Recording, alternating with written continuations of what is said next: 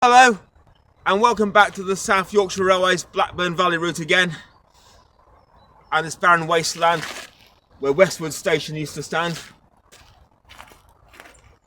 If I didn't mention it at the end of the last one, I'll mention it again now. That beyond Westwood, the former Great Central Sheffield to Barnsley route continued at a slow gentle curve until it disappeared beneath a bridge near Tankersley. And with that, it's time to be heading on up there.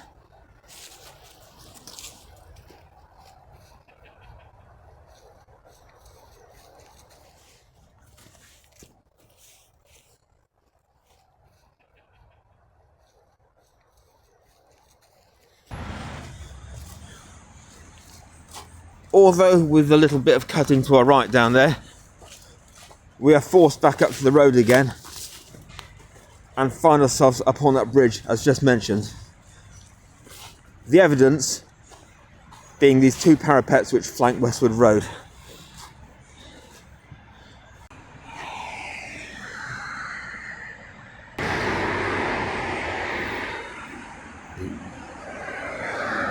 Unfortunately, as we enjoy a look at these dainty relics, I do have to place a dampener on your further excitement. That being, of course, that as you can see, this bridge now sits in fields, with the only thing passing beneath being a bit of drainage by the looks of it. Not that I fancy waddling through that, so they can keep their water and their cutting for themselves in this case.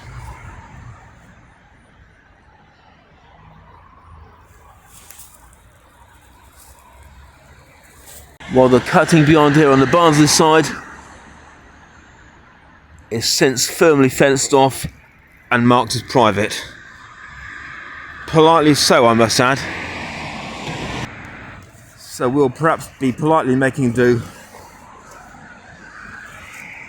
with a view from up beyond the parapet.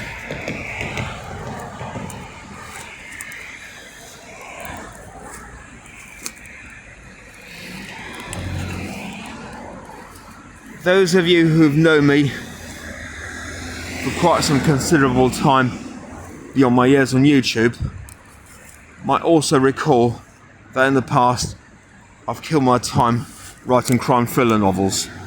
The discovery of one of the murdered bodies in my second book actually took place beneath this very bridge,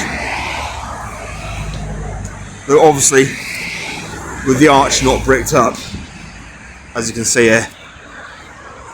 Likewise, it's going to be murder to follow the exact trackbed route for a while now as we work our way across into Barnsley. Still, at least we've got roads, but unlike the chap in Back to the Future said, where we're heading, we might actually need them.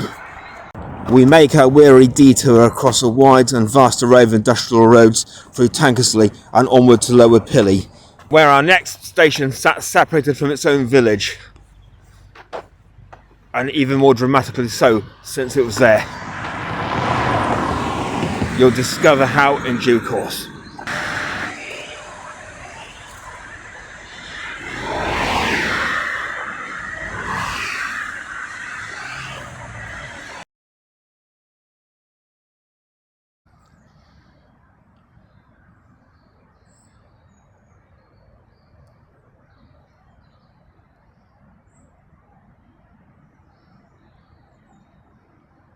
The site of Birdwell Station sits straight across the road from me here, where all these beautiful stylish new houses blissfully line the embankment that it sat on top of for over a century.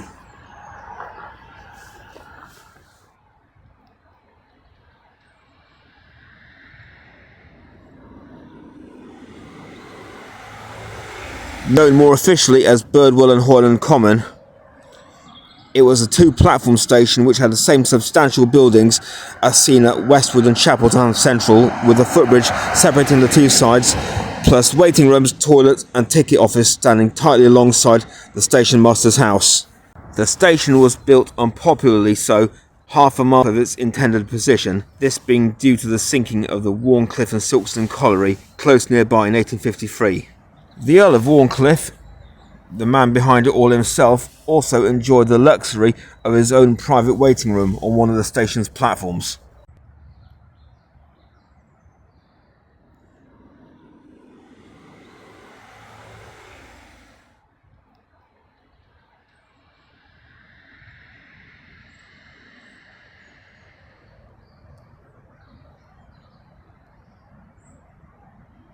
While next to nothing of Birdwell and Hoyland Common remains to be seen today, aside from this rather convincing wall, I could just let it slip now that there was actually a bonus railway just behind us here. So I reckon we'll just pop round the corner to Pilley for a few moments.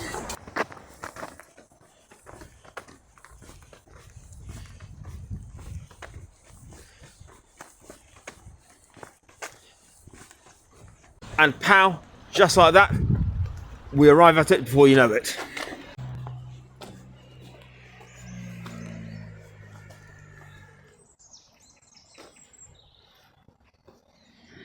Where we are now is roughly the same point at which the Wharncliffe branch broke away from where Birdwell and Hoyland Common Station was originally intended to be built.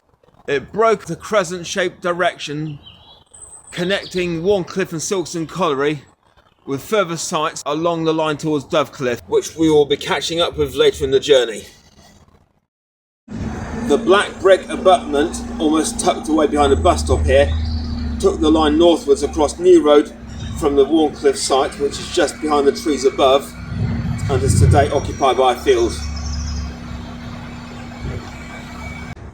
Meanwhile, it's back to Birdwell, but another bit of bad news.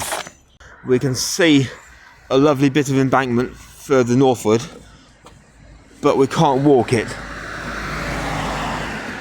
The reason being that apart from this now being occupied by a private farm field, is that just across the grass sits another significant transport corridor cutting right across it since the 1960s, albeit for the use of cars, motorbikes and lorries. We'll just call it the M1 motorway for short, shall we? Well, we at least can still cross this vicious chasm, even if the trains can no longer.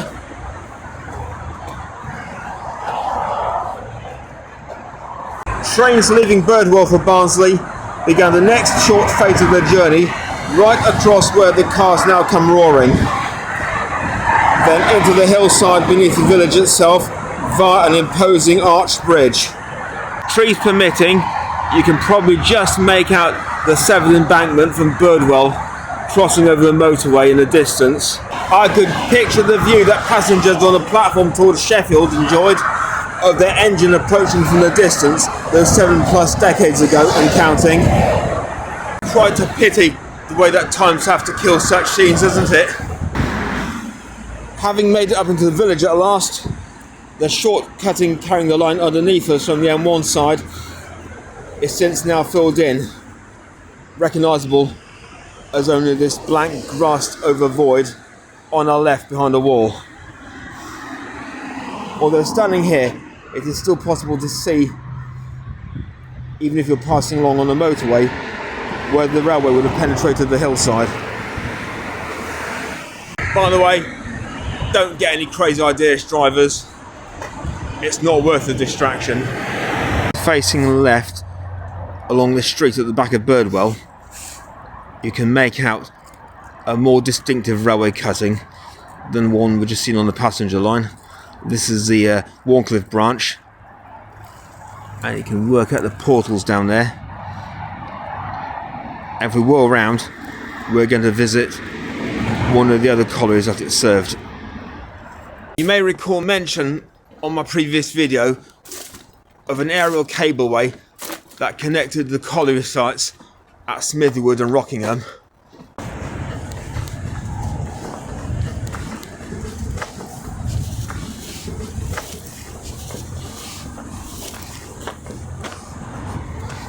Where we now emerge, staring at a Taco Bell drive-in, is where one end of that journey once existed.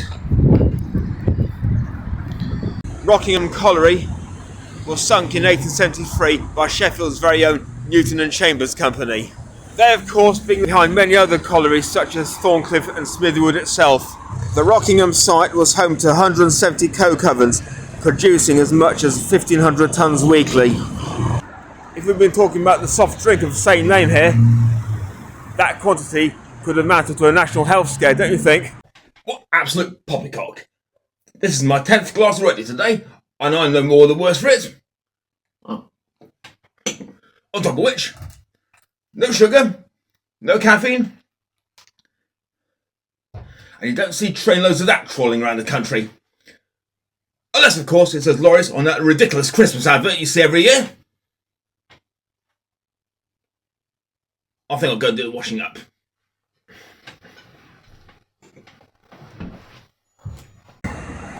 This site closed in 1979 due to geological factors, as well as the decline in the industry.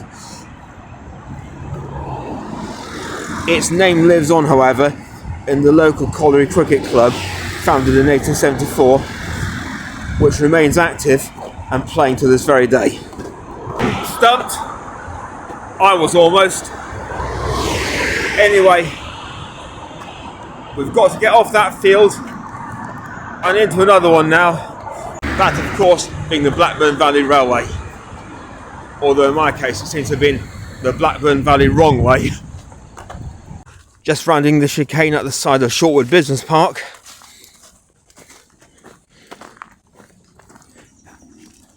And we'll be getting back on the track. Hello. Good evening.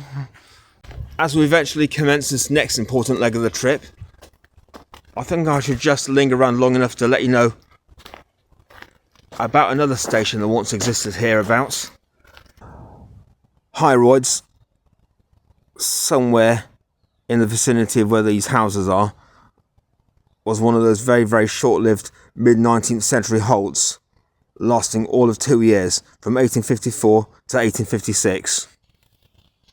In spite of all my crazed efforts at research, I'm afraid I could hardly conjure up any further reliable detail about the exact spot or the station structure.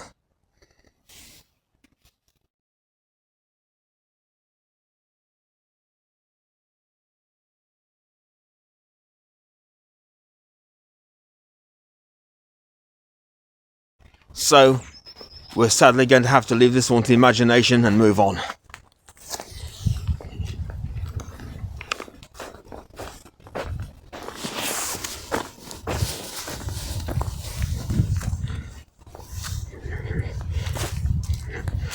We are still back firmly at the Sheffield to Barnsley route, so let's keep on the line and cruise our way through the trees for the next mile to come. And whilst at it, catch up on the history bit again. If any of you were misled into believing that the Blackburn Valley passenger route ran a solid hourly service up until its very last days, sorry, but I am going to have to correct you there.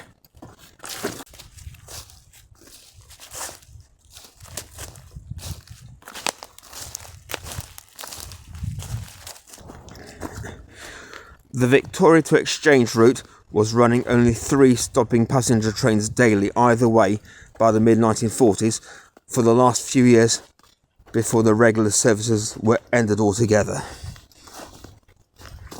And all intermediate local stations, including Birdwell and Dovecliffe, which is the next ahead, all shut the doors for the last time between 1953 and 1955. The route remained active for the use of goods trains on diversions and charters until 1966 saw it shut, with the powers that beaching taking hold. The remaining part of the GCR line from Barnsley Exchange was rebuilt at Colliery Junction, a mile to the south of the town centre, to connect with the Midland railway route after the closure of Barnsley Courthouse. The addition of a major road traffic route covering these two such major towns solidified the redundancy in having 2 passenger railways serve both. When you assess that the typical steam passenger service between Sheffield and Barnsley took an average of over 50 minutes, compared with the 25 for the Midland one and its diesel equivalent today, you still have to look back and wonder if this was actually any surprise. We, meanwhile, are pleasantly surprised by this portion of embankment in front of us now, while that brutally unkempt mud path on the left breaks away in its own direction.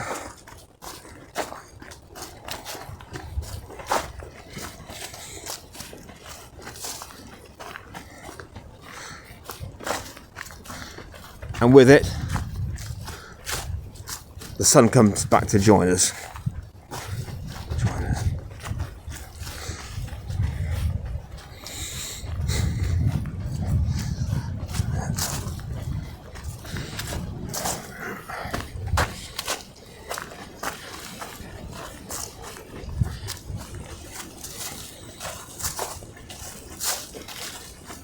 We are just bypassing Blacker Hill at the moment, and if you can see it down there, a rather vast and elongated business yard, the business of which I'm not actually sure.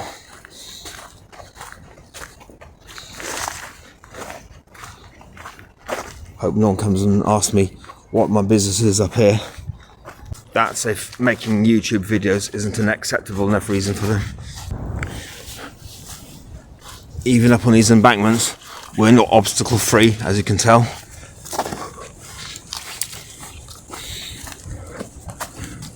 Amazed I didn't catch my rucksack on that one, with how bulky it is at the moment.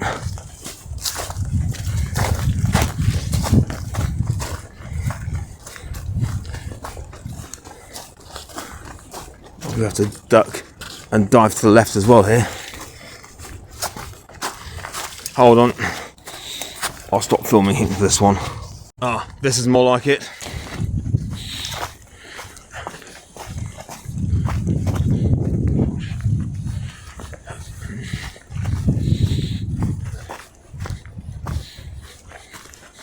As we move on back up to the top again for a little bit,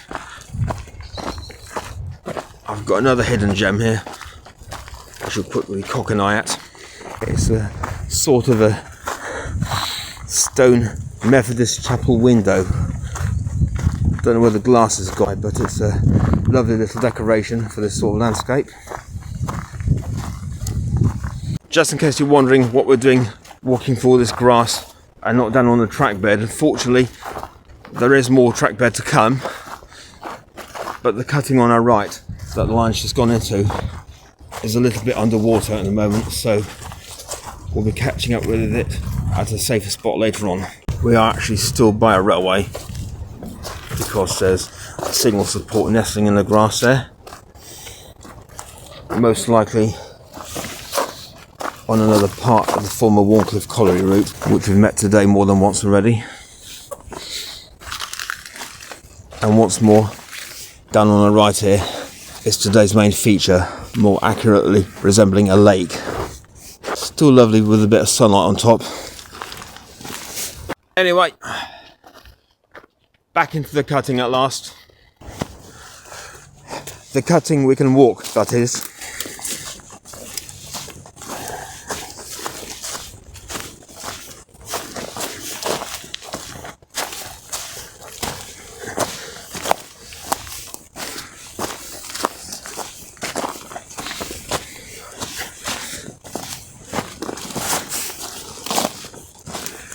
And just enjoy a blissful stroll down beneath the trees on this beautifully sunny late December day in 2025.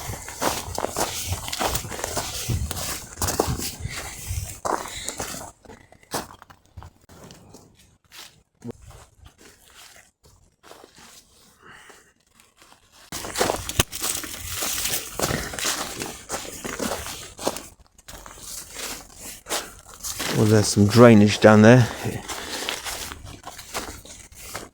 You can just see over the brambles.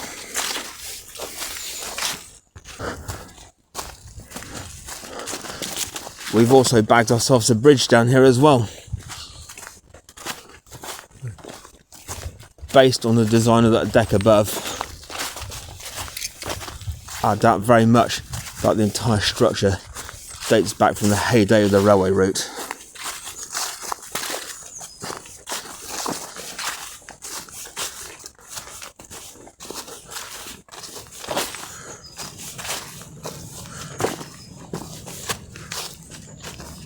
Well, the piers certainly do.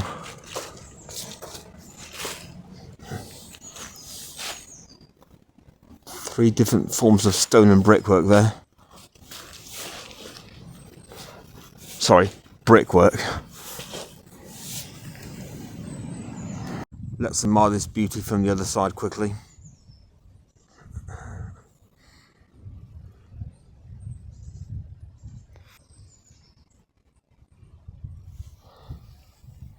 Oh, someone's kind of cut the fallen tree out of the way, ready for my arrival. Bet they're tired after all that.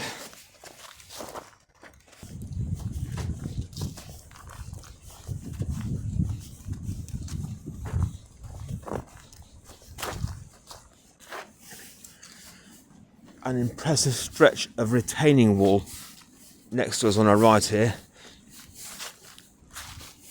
When I visited before, I mistook it for the platform actually. So pretty close to Dovecliffe Station now as I walk on.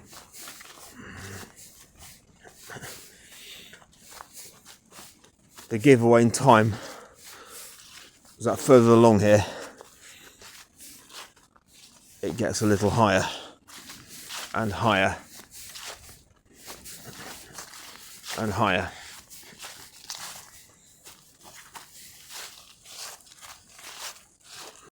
We certainly can't call it a platform anymore at this point due to its obvious proximity to the ground level.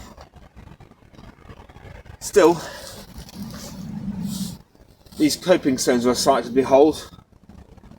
Seems to have also given way in some places. Maybe with a little help from the trees. Another surprise treat as we get back to the track again is this tiny little piece of rail here. And some accompanying ironwork alongside. Wonder why that got left behind. Gonna look back and lap up the scene a moment.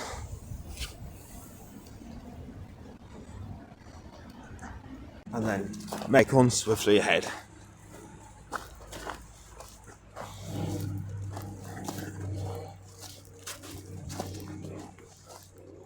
If you could just make out the noise, there's a small plane passing above.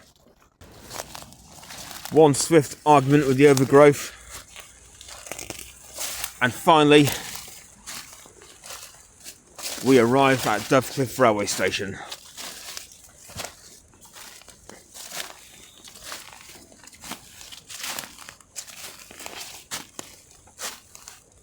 Getting down right beside it, you can see how the edging brickwork itself, while slightly brittle, still holds up after over 7 decades in the wilderness.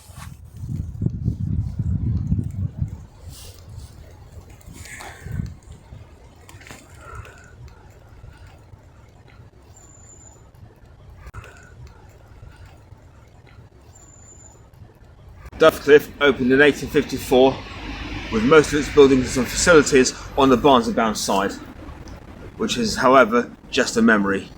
It also boasted an immensely tall signal box at the northern end, overlooking Station Road level crossing, which was immediately beyond. Access between the two platforms was possible either by level crossing, if you're quick enough before they close the gates on you, or by a footbridge, which was actually situated just across the road. If you're scratching your head at that one, it's simply because there's no space to accommodate it between the end of the platforms and the level crossing. Same reason that the signal box was actually mounted on top of one of the station buildings itself.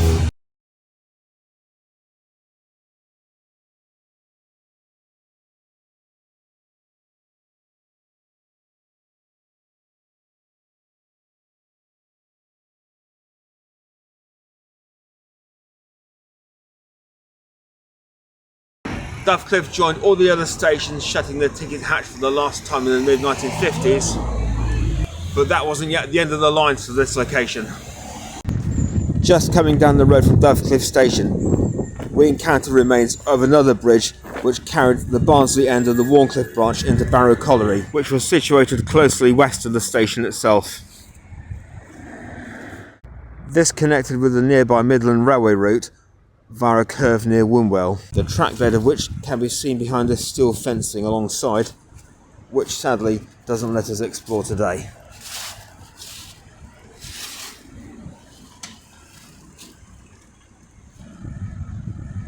As you might tell, while the station and its services were dead and gone, the old winding wheels around here hadn't quite wound up just yet, for the time being at least.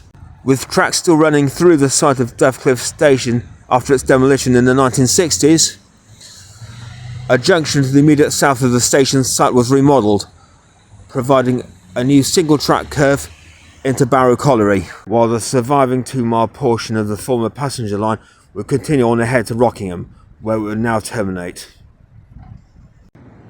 Barrow Colliery eventually saw its last coal hopper in 1985, 6 years after Rockingham had also closed.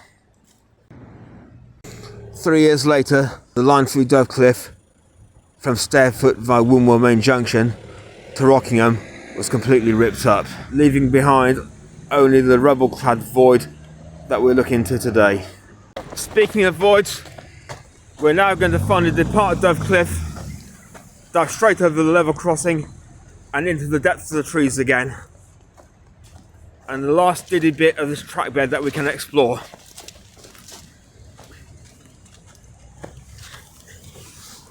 And to explore, there are 1 or 2 things remaining that fit that category. Most significantly, the skeleton of this former plate layers hut on the left here. Passed this one numerous times on previous visits. It's certainly lost a few further bits since the last time, but it's pretty impressive that 2 sides of it, or 1.5 sides of it, are still vertical.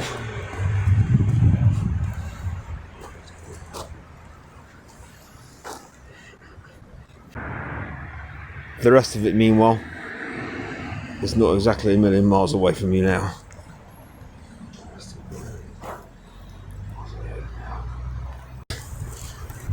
And some former foundations before that as well.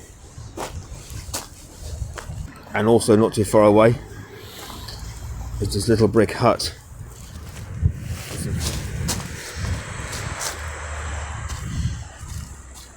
Some of you might recall my mentioning of the unusually positioned footbridge back at Dovecliffe Station there. If you're aching to know what happened to that, after the track was lifted in 1988, it was eventually transferred to the Elster Heritage Railway. Unfortunately, however, that was shut itself in 2020 during the lockdown. And as far as I'm aware, the bridge's fate since that time remains unknown. A shame though, if it was to be just sent to the cutter's torch, as it was a really touching relic of a railway heyday, all now sadly lost.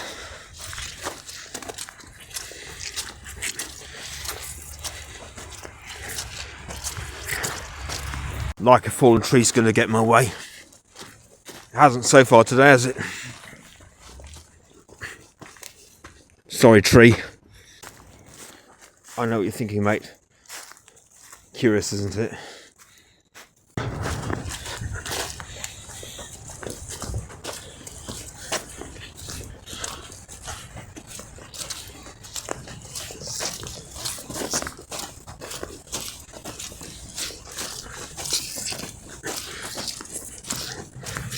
All fallen eerily silent with the winter sun setting and us getting further and further away from the cars.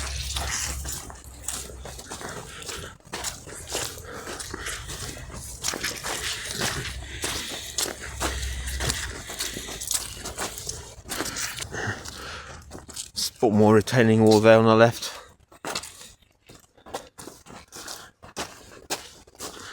Prefer the one at Dovecliffe personally, but always still good to see.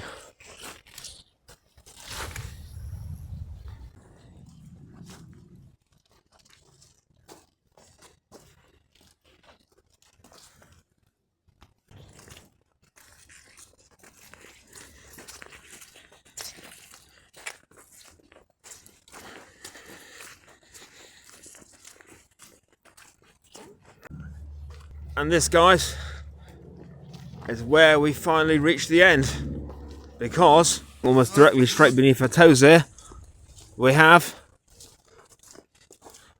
the Midland Railway and the bridge we can no longer cross.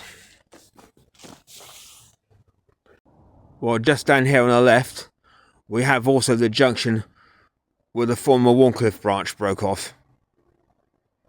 The former Great Central route obviously continued onwards from here towards Barnsley, crossing over at Wharncliffe Main Junction with the Worsborough branch of the former Woodhead Wharf electrified line, then curving around left northwards towards Barnsley via Stairfoot. A further branch from Wharncliffe Main Colliery itself joined in from the right at that junction.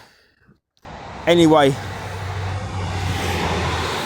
as another sprinter saunters by, this one in front of us is one we're going to have to explore in our dreams for now. While there's no place at Dovecliffe Station to get a ticket nowadays, I'm sure Wharncliffe over there, however, will happily oblige. So thanks a lot for meeting me again for this instalment of the former Sheffield to Barnsley Great Central, South Yorkshire and Blackburn Valley Railway route, whichever one you want to call it. Subscribe, and hopefully we can soon pick up with more of this route again towards Barnsley, or preferably from Barnsley coming out this way. Until then, happy railway hunting. God bless everyone.